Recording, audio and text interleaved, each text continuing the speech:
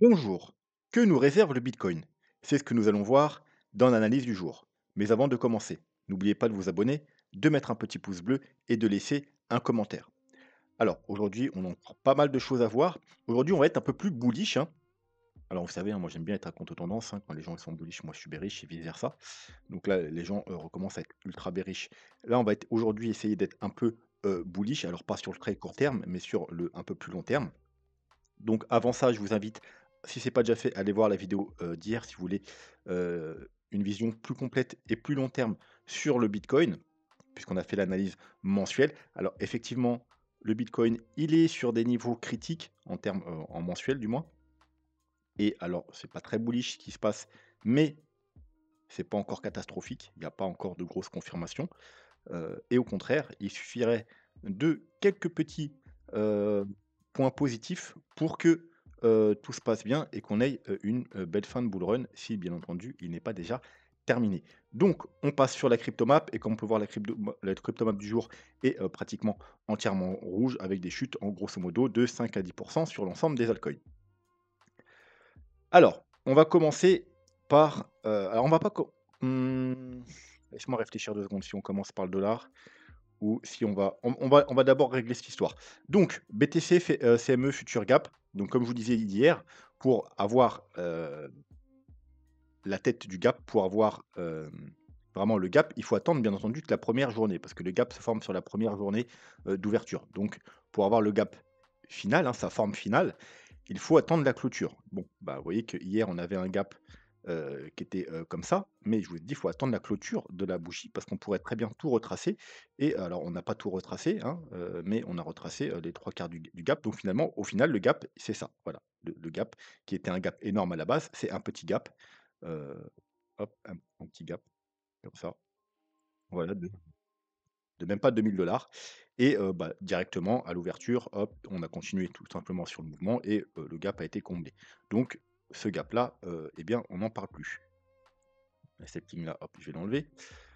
Il nous reste toujours le gap-là, mais on aimerait qu'il soit pas comblé, bien évidemment. Ça, ce serait, plutôt pas mal.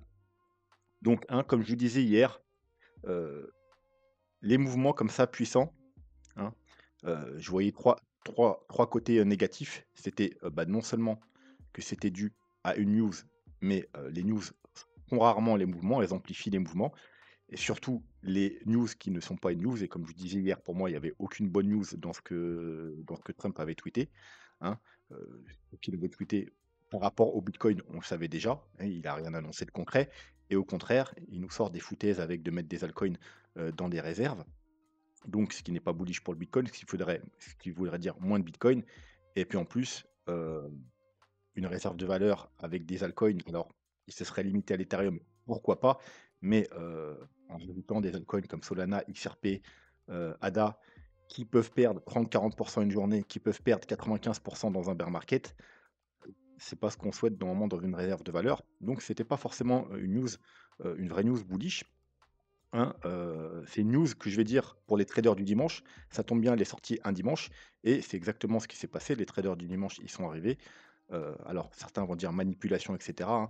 Moi, je vous donne un conseil, quand vous voyez des gens qui se disent analystes et qui vous sortent des excuses, par rapport, à leur analyse qui vont pas dans le bon sens et leurs excuses, c'est les news ou la manipulation, vous pouvez tout de suite arrêter de suivre ces personnes, hein. Voilà. Un vrai analyste, il va jamais se trouver des excuses, dire: «C'est pas de ma faute, c'est à cause des news, c'est à cause de la manipulation». Non, tout est dans le graphique, tout le temps et les manipulations, c'est quelque chose de normal dans les marchés financiers. Certes, il y en a peut-être un peu plus dans les cryptos, vu que c'est moins liquide et moins régulier, mais ça fait partie du jeu. C'est dans le graphique, tout est dans le graphique. Les news, les manipulations, tout est dans le graphique. Vous m'entendrez très rarement parler news. En tout cas, je ne vais pas vous parler news pour vous donner euh, des analyses graphiques. On va juste en parler parce qu'il faut en parler. Et je vous parlerai non plus jamais de manipulation parce que les manipulations font partie du jeu. Ce que beaucoup appellent manipulation, c'est juste du making. Et c'est comme ça que ça se passe. Donc là, il y avait un gap à combler. Et c'est le troisième pourquoi, le point négatif que je trouvais hier, c'est que du coup, on avait comblé le gap et donc il y avait plus de raison, hein, pour du moins pour le marché, de aller en haut. Alors, il aurait pu monter s'il voulait monter, mais voilà, j'aurais préféré qu'on comble pas le gap avec cette fake news pour pouvoir justement, dire que, bon, on n'a pas comblé le gap, au moins on va pouvoir continuer la hausse, hein. Donc c'était les 3 raisons négatives que j'ai évoquées hier, heu, que c'était pas une vraie news, que, bah, le troisième je l'ai oublié. Mais bon bref, voilà. Ah oui, le troisième c'était le manque de volume. Voilà, hein, on voulait voir, hein, parce que potentiellement c'était un gap de rupture. Potentiellement, voilà, c'est plus un gap de rupture, tout simplement parce qu'il nous fallait un gap beaucoup plus puissant et le manque de volume disait que c'était probablement un fake, pump, ce qui était, vraiment le cas, vu que c'était juste un pump qui était, poussé à cause de la news, hein. Les news ne font pas les mouvements, mais elles peuvent amplifier les mouvements, hein, et on n'aime pas trop les mouvements amplifiés par les news parce que la plupart du temps, dans 80 des cas, ils sont, bah, ils sont corrigés, quelques heures ou quelques jours après. Donc bon, bah, on est tranquille de ce côté-là, on va pouvoir aller voir notre petit, dollar. Alors, le bitcoin, comme vous le savez, il est sur un point critique. Il suffirait, qu'il baisse encore, un petit peu dans les semaines à venir et ça pourrait très mal finir. Il faut bien entendu qu'il tienne les niveaux importants. Alors ça, je vous invite à aller voir, par exemple, l'analyse mensuelle, entre autres, mais il y a plein d'autres vidéos où on en parle, on va pas revenir sur ça aujourd'hui. Désolé pour ceux qui arrivent maintenant sur la chaîne, mais sinon la vidéo va être beaucoup trop longue. En tout cas, si vous voulez voir un bitcoin haussier, vous avez même pas besoin d'aller voir analyser le graphique du bitcoin, si vous voulez. Et surtout, si vous voulez des altcoins haussiers, il y a 2 choses à regarder. C'est les mêmes depuis, des années. Si vous voulez un beau bull run, si vous voulez une belle altcoin season, il nous faut 2 paramètres.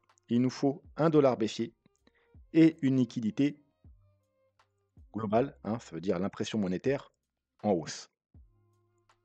Voilà. Pourquoi pour l'instant le bull run, il est éclaté au sol? À part le bitcoin, comme je vous avais dit, c'est normal, il y a les ETF machin, il y aura des apports, donc ça va monter, mais ça va être quand même limité et les altcoins, ça va être problématique si on n'a pas ces 2 conditions et pour le moment, eh bien, dans les mois qui sont passés du moins, on les a pas. Alors ça peut peut-être changer, c'est pour ça que je vous ai dit aujourd'hui, si on va faire une vidéo un peu positive.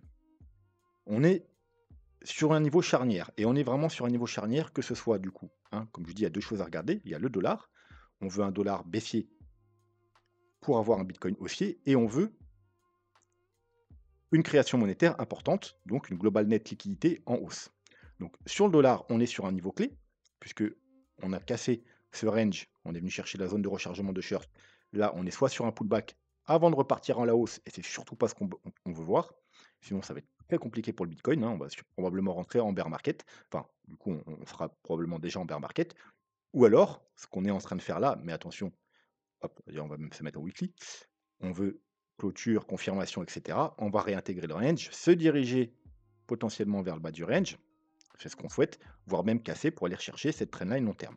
Donc on veut en gros continuer le mouvement baissier entamé ici. On a fait une vague A, une vague B, et puis on veut une vague C pour venir chercher potentiellement ici, ce qui nous donnerait un dollar baissier pendant plusieurs mois et ce qui nous laisserait un Bitcoin probablement haussier pendant plusieurs mois, hein, pour finir le bull market. Et ce qu'on veut sur la global net liquidité, on veut, vous voyez, ça. Ça, c'était le bull run de 2020-2021, parce qu'il y avait une forte accroissement monétaire. Là, ce bull run-ci, on a juste des petits, vous voyez, hop, on a des petits, des petits, des petits. Alors, on va les voir par rapport au graphique du Bitcoin, parce qu'on va voir aussi que c'est un indicateur euh, qui est en avance sur le Bitcoin, donc ça nous permettra d'avoir un peu d'avance. Et là, ce qu'on peut voir, c'est qu'on a une petite trendline baissière, et que voilà, on bloque, on bloque, on bloque, on bloque, et on est à nouveau pile poil au niveau de cette trendline. Donc un niveau clé. Comme sur le dollar. Le dollar, il est sur le point potentiellement soit de rebondir et d'aller là et nous donner quelque chose de très négatif pour le Bitcoin, soit de suivre ce mouvement, nous donner très positif sur le Bitcoin. C'est pareil, la liquidité, elle est pile poil sous une résistance. Soit on va casser et on va monter très positif, hein, on aura probablement un dollar qui va chuter comme ça, et ça va monter. Très bon, on va avoir une très belle fin de bull run. Au contraire, on va avoir un nouveau rejet et reprendre la chute. Et sur le Bitcoin, en moyen long terme, ce ne sera pas terrible. Sur le court terme, hein, ça peut avoir un rebond du Bitcoin, parce que vous allez voir que souvent, c'est même inversé sur le court terme. Allez, on va le voir maintenant. Ouais, je vous montre. Vous voyez, là, on a un bottom, hein. On a une chute de la liquidité, on a un bottom. Regardez, c'était ici. À partir d'ici, on remonte sur le Bitcoin. Ben, c'est pas instantané, hein. Vous voyez, c'est pas on crée de l'argent et hop, le lendemain, tout le monde achète du Bitcoin. Vous voyez? Il y a un décalage. Il faut attendre un petit peu. Donc on attend un peu, on attend un peu, on attend un peu, ça commence à monter et seulement après, on a le mouvement haussier. Et vous voyez, alors après la fin du mouvement haussier, on avait aussi, vous voyez, on avait déjà commencé à baisser, mais on baisse après. Et là, on commence à monter, la même chose qu'on avait fait ici, mais le Bitcoin, il finit son petit mouvement correctif. Et donc là, incessamment sous peu, si bien sûr, si et seulement si le mouvement se poursuit, parce que s'il ne se poursuit pas, on a un rejet, bah certes, on aura un petit rebond sur le Bitcoin, mais pas forcément une belle jambe haussière. Si par contre le mouvement se poursuit, bah, le Bitcoin, il va finir son petit mouvement actuel, hein, ça veut dire il va consolider un peu, voire même aller un petit peu plus bas. Et ensuite, il va, il va même rattraper son retard. Donc il y aura une forte hausse, surtout si on a un dollar qui est baissier, ce qui sera probablement le cas. Euh, Vous voyez, ici, c'était pareil. On a eu le bottom ici, hein, à la fin du bear market. Ici, on a commencé à monter. Le Bitcoin, il n'est pas monté instantanément. Il a consolidé, il a même hop, refait une petite chute. Et ensuite, une fois qu'il a fait, il a pu rattraper. Et puis il a pu monter. Et encore une fois, vous voyez, on a commencé à descendre avant le Bitcoin. Et le Bitcoin, ensuite, il a poursuivi, etc. On a trouvé un bottom. Là, c'était plutôt prêt, hein, c'est propre, je veux dire. C'était quasiment. Il n'y avait pas eu de retard, hein. Hop, on a trouvé le bottom, on a trouvé le bottom. Hop, on a remonté, puis on a pu remonter. Voilà. Donc, c'est les deux choses à surveiller. C'est toujours les mêmes, hein, que je vous donne depuis plusieurs années. Heu et on est sur un niveau charnière sur ces 2 indicateurs, c'est-à-dire le dollar et la liquidité. Les semaines à venir vont être vraiment très importantes. S'il y a une chose à regarder, c'est juste ça. Vous pouvez même oublier le graphique de vos bitcoins, de vos altcoins.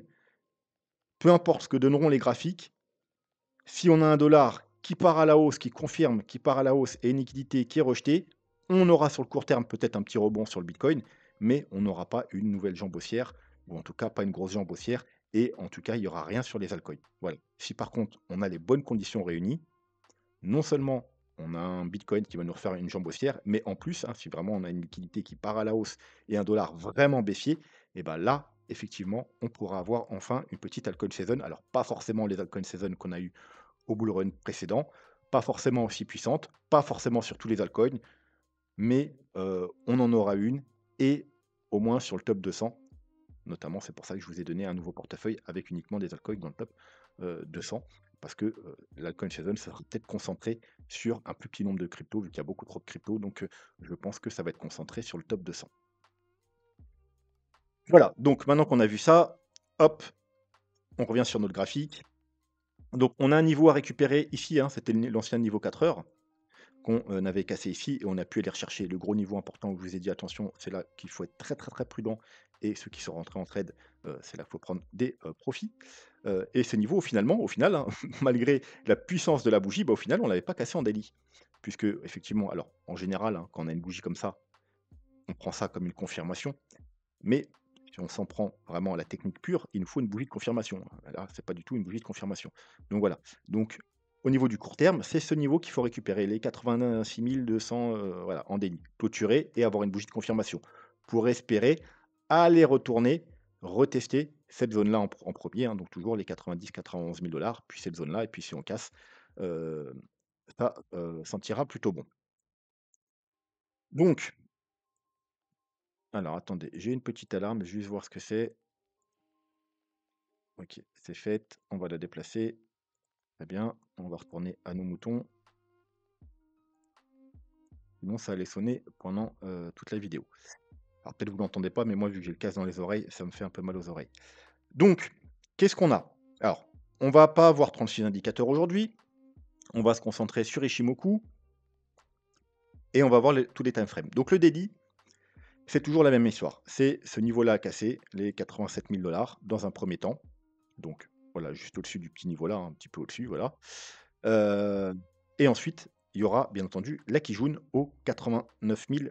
Si on arrive à récupérer ce niveau, on sera plus bearish sur Ishimoku en, daily. On sera même légèrement bullish. On sera pas totalement bullish, tout simplement parce qu'on a encore la lagging span qui est en dessous du prix et le prix qui sera en dessous du nuage et ce sera le prochain niveau, hein. Si on arrive à allez, on va dire, on va parler des 90 000 hein. Du coup, on va arrondir, hein, le gros niveau des 90 000. Si on arrive à repasser au-dessus de ce niveau, ensuite, eh bien, on a quand même, heu, en daily, je dis bien attention parce que ça va pas être pareil sur les gros time frame, mais la voie libre jusqu'aux 99 000 qui sera le dernier niveau à passer pour être totalement bullish. Alors, jusqu'au 23 mars, on a un boulevard. Ça veut dire, vous voyez, il y a rien là, il y a rien. On peut monter très facilement et puis même le nuage, il est assez fin, on peut le passer facilement. Donc on a un boulevard, on a un laps de temps où ça va être très facile pour le prix. Malheureusement, heu, ce niveau va être très compliqué. Pas par rapport au prix, mais par rapport à la Tenkan. Parce que la lagging span, excusez-moi. Pourquoi? Parce qu'elle, elle va devoir passer le prix, la Tenkan, la Kijun et le nuage. Vous voyez, toute cette zone-là entre les 96 et les 99, elle a 1, 2, 3, 4 résistances. Donc ça va être très compliqué pour la lagging span de passer ce niveau. Bien que là, on a un boulevard, ici, ça va lui compliquer le travail. En 3 jours, la lagging span aura le prix et la Tenkan. Donc en 3 jours, ce sera un peu plus simple. Parce qu'elle a Kinjun qui est en dessous et le nuage, hein, donc elle a un peu plus simple. Au niveau du prix, on va devoir récupérer le nuage aux 91 000 encore au niveau des 90 000 Alors il y a la Tenkan un petit peu avant, 89.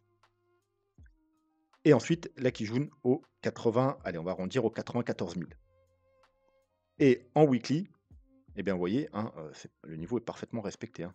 On a cassé la Tenkan, on est venu chercher la Kijun, et là, regardez, la bougie de cette semaine, le haut, il est pile sur la Tenkan, et le bas, il est pile sur la Kijun. C'est euh, un range, quoi, hein. 94, 82, allez, on va arrondir. C'est, voilà, hein, si on clôture la semaine au-dessus des 94 ou en dessous des 82, ça nous donnera, alors normalement, il faut attendre, bien entendu, faut attendre une semaine de confirmation pour la bougie de confirmation.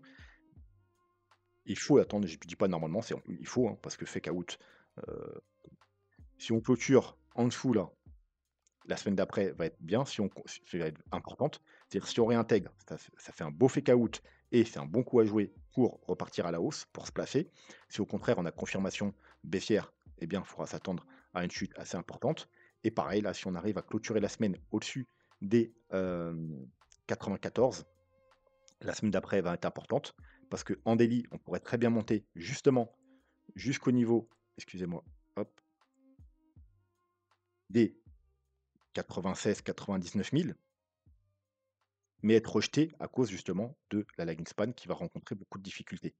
Et ce qui ferait que, alors je sais pas pourquoi je change de graphique, sur le weekly, en fait, on aurait fait quoi? Eh bien, on aurait fait une semaine légèrement au-dessus pour aller chercher avec une mèche les 99 000 niveau daily, et ensuite, rejet en daily, réintégration, pareil qu'ici, fake out, et là, au contraire, ça peut être un bon niveau, du coup, pour compter, hein. Alors, bien entendu, c'est si on y va ou si on y va, hein.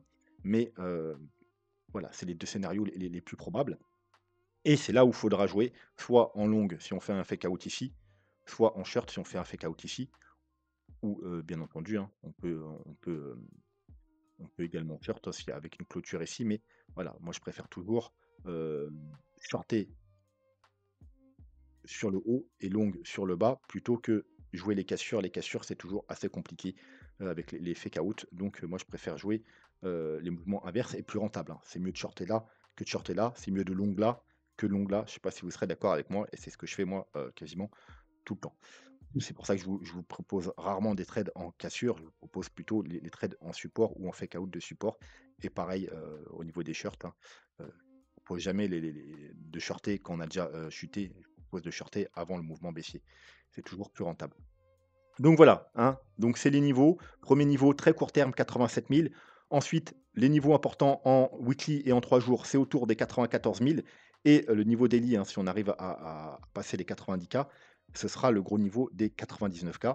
Voilà, donc on peut très bien passer les 94 K en daily pour aller chercher les 99 K, mais tant qu'on n'a pas validé une ou 2 bougies au-dessus des 94 K, eh bien, les 99K vont être compliqués à casser. Si on consolide au-dessus des 94K, même si ça bloque un peu en daily au-dessus des 99K, si on valide en weekly et en 3 jours au-dessus des 94K, je pense que les 99K, on arrivera à les casser en daily.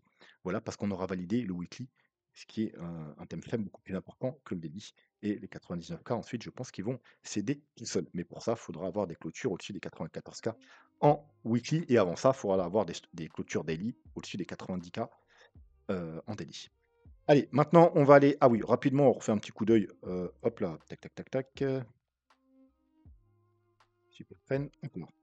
Donc, hop, super train 3 jours. Donc, pour l'instant, vous voyez, il tient le super train, hein.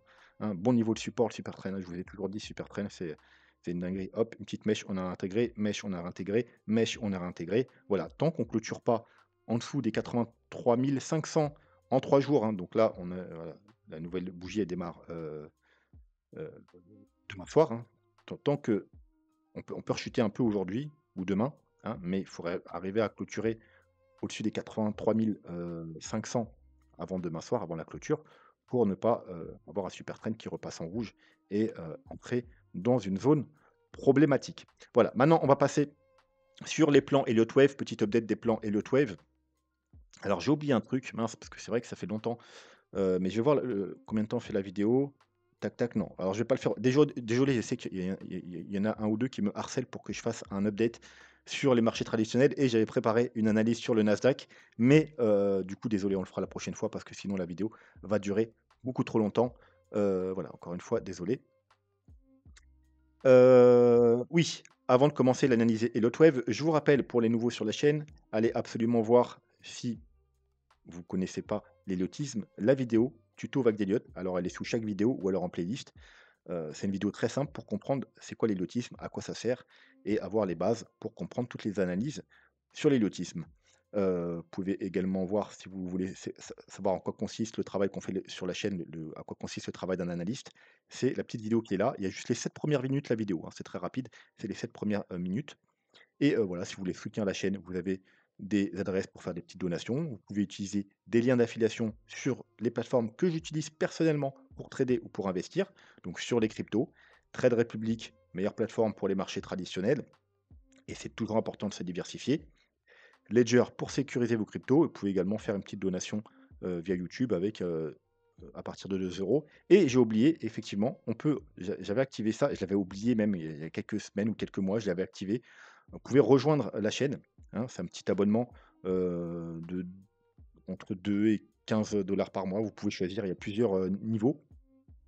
Et vu que j'ai vu qu'il y en avait quelques-uns qui avaient commencé à s'abonner, et je l'avais complètement oublié, hein, euh, je vais commencer à mettre en place des choses, des vidéos exprès pour justement ces abonnés, hein, qui seront réservés aux abonnés.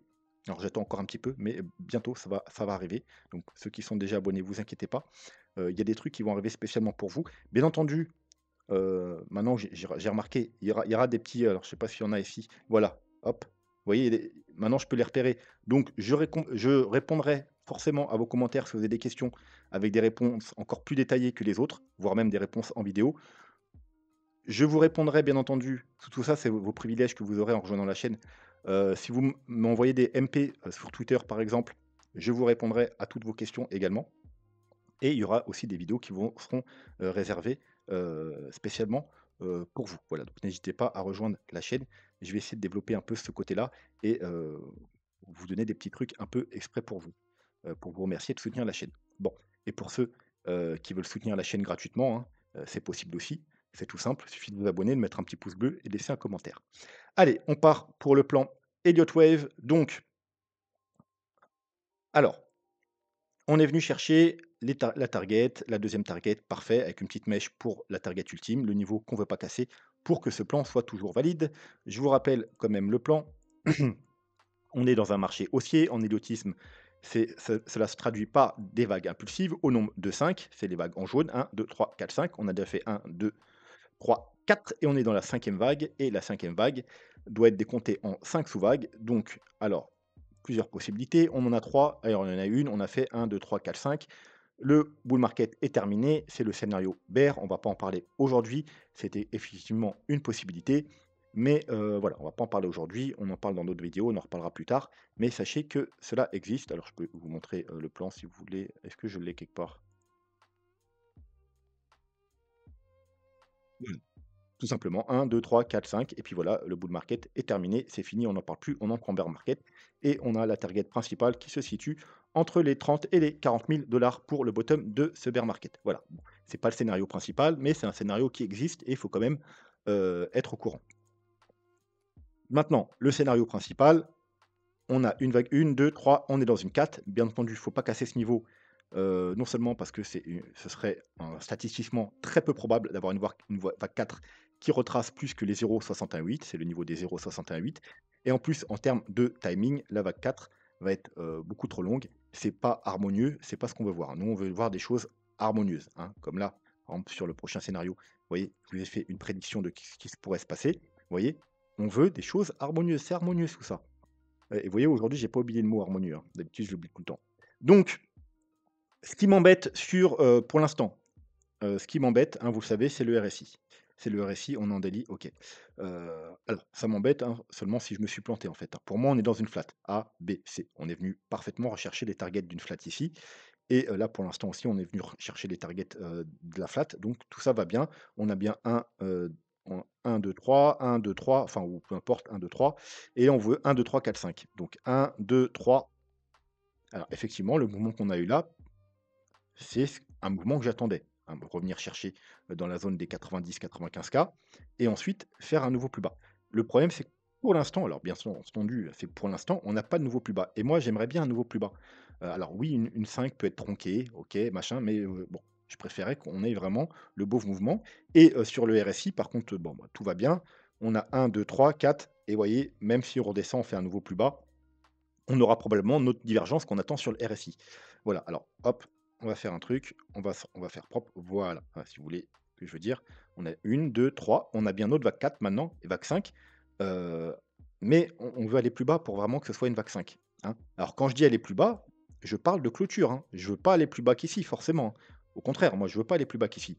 Je voudrais juste clôturer, alors vous voyez la clôture, attends, je vais vous remontrer, hop.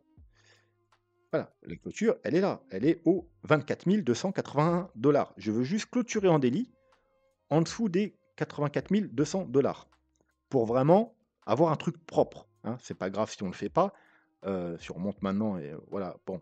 Mais ce serait pas propre. Moi, j'aime bien que ce soit propre pour que ce soit clair, pour que le scénario soit vraiment validé comme il se doit, hein. Donc on veut une clôture au-dessus des 84 200 en dessous et voilà, juste une petite clôture là, en clôture là et puis après on remonte tranquille et voilà, on valide, nos 5 vagues et on valide, nos 5 vagues sur le RSI avec nos divergences, tout va bien.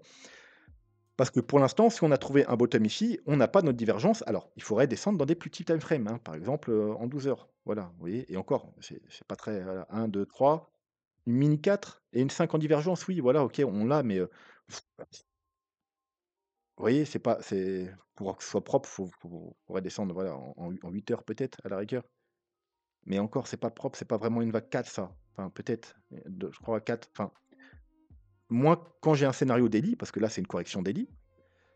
Je veux que ça apparaisse en daily. Alors oui, hein, si on zoom, zoom, zoom, on peut voir qu'on a, ouais, hop, 3, 4, 5 en divergence ici. Ouais, c'est pas propre, hein. Là, c'est propre. 4 et 5 en divergence. Bon, après voilà, peut-être qu'on n'est pas dans une flat, on est peut-être dans une WXY, tout simplement. Donc A, B, C, et puis A, B, et puis C, tout simplement. A, B, C. Et puis on a trouvé le bottom ici. Voilà, mais la flat est plutôt propre, donc j'aurais bien aimé voir ça.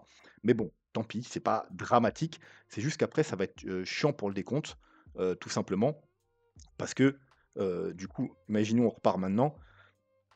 Donc, est-ce que on a trouvé le bottom ici et qu'on fait une valeur 1, 2, 3, 4, 5, ou est-ce que le bottom, il est ici parce on est vraiment dans une flat et on a juste une 5 tronquée et on va devoir partir d'ici. C'est juste ça, ça va me faire un peu chier. Un peu la même chose qu'ici, sauf que ici c'était plus propre. Moi, j'ai mis mon top ici, mais ici, on avait bien eu les clôtures. Alors, hop, vu que c'était une correction weekly, il faut regarder en weekly. On avait bien eu les clôtures. On est où? Hop là, excusez-moi, on est là. On avait bien eu le plus bas ici, hein, que ce soit sur le RSI ou sur le prix, hein, et c'est juste la mèche qui, elle, voilà. On était venu faire une mèche, mais au niveau des clôtures, que ce soit sur le RSI et sur le prix, on est bien ici, hein, chose qu'on n'a pas ici. Voilà, donc bon, tant pis, si c'est pas propre, mais c'est comme ça. Donc voilà, donc ça, c'est le premier scénario, le principal, qui restera principal tant qu'on n'a pas cassé, heu, avec confirmation et cetera, les 78 000 $.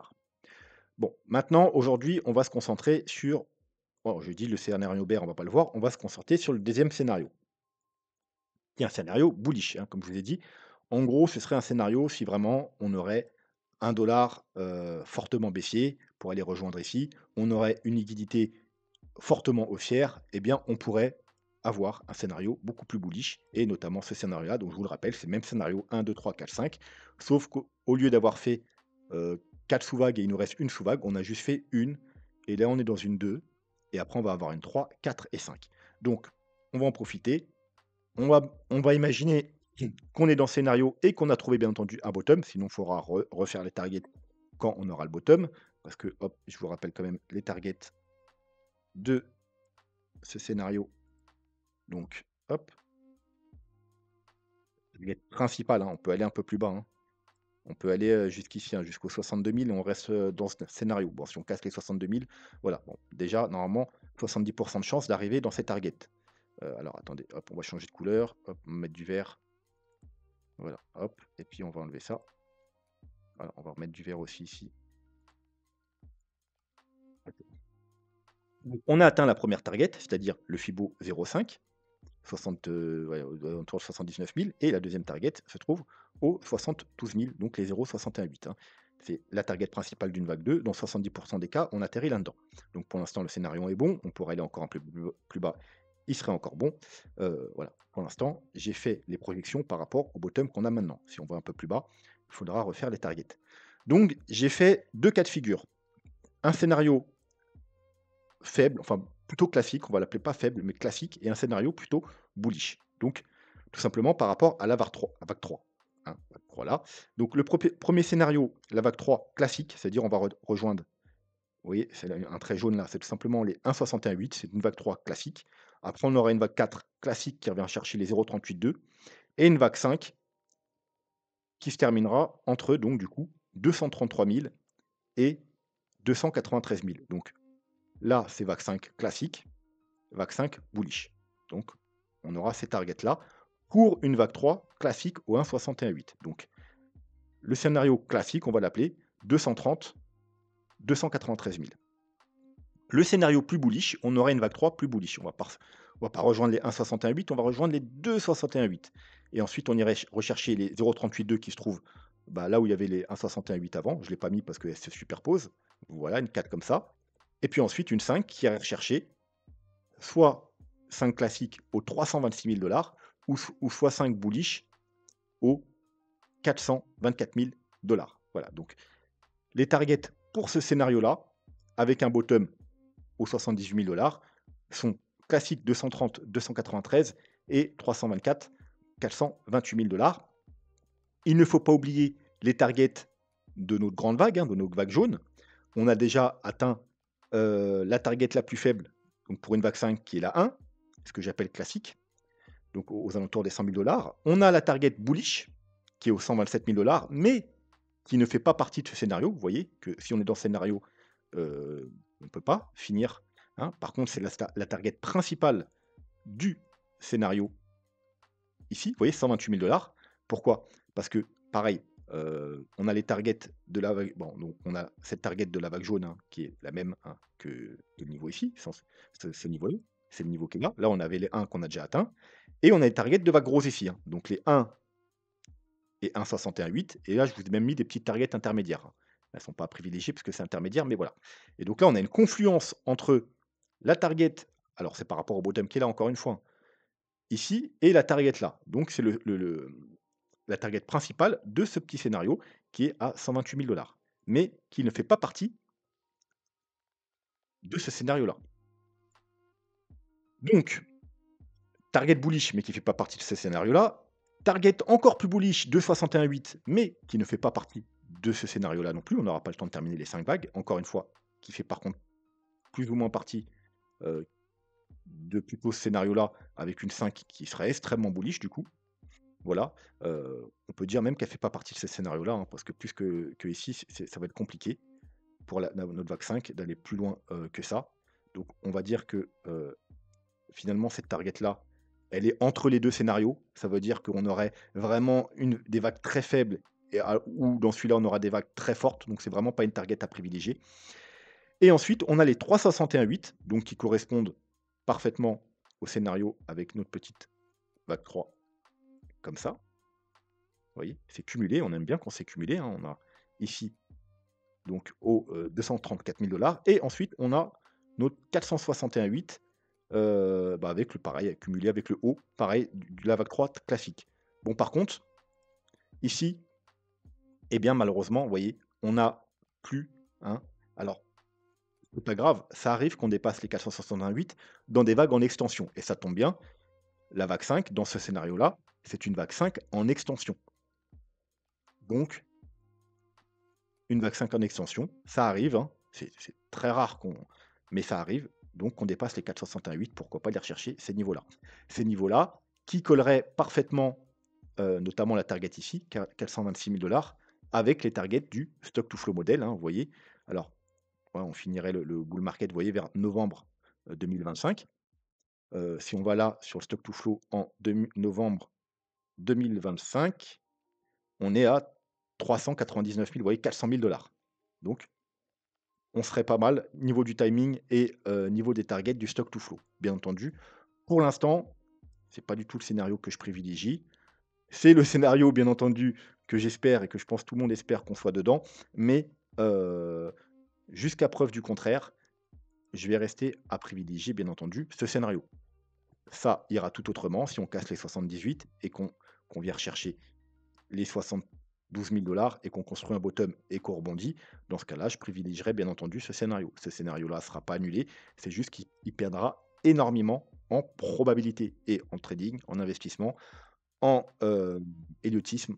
Eh bien, on joue avec les probabilités. Et donc, voilà. Donc, en fait, si vous voulez voir cette target-là, finalement, bah, il est préférable, hein, si vous voulez avoir plus de probabilité d'aller rechercher, d'avoir une fin de bull run, bien entendu, si le bull run n'est pas déjà fini, si on n'est pas dans le scénario Robert, très bullish, vous aurez plus de chances, disons, si on revient chercher aux alentours des 70 000 que si on s'arrête maintenant. Parce que, disons, si on s'arrête maintenant, statistiquement, on a autant de chances d'être dans ce scénario-là que dans ce scénario-là, vu qu'on est venu pour tous les 2 chercher les bonnes targets. Alors que si on vient chercher les 70 000 et bien entendu qu'on rebondit par la suite, on ne veut pas les casser. 10 000 je vous rappelle, c'est le niveau clé, hein, le niveau, le support de la dernière chance, hein. Encore une fois, allez voir la vidéo d'hier, si vous voulez savoir pourquoi. Eh bien, statistiquement, on aura beaucoup plus de chances d'être dans ce scénario-là et donc on aura beaucoup plus de chances d'aller rejoindre des targets supérieurs aux 128 000 qui sont des targets, on va dire, assez faibles par rapport à l'attente des gens, par rapport à ce scénario-là. Voilà, allez, on va s'arrêter là pour aujourd'hui. N'hésitez pas, si vous avez des questions en commentaire, si vous n'êtes toujours pas abonné. La petite cloche aussi, je le dis jamais, mais il y en a qui ne reçoivent pas les notifs, donc activez la petite cloche. Et puis un petit pouce bleu, ça fait toujours plaisir. Sur ce, moi je vous souhaite une bonne soirée et je vous dis à jeudi. Tchuss.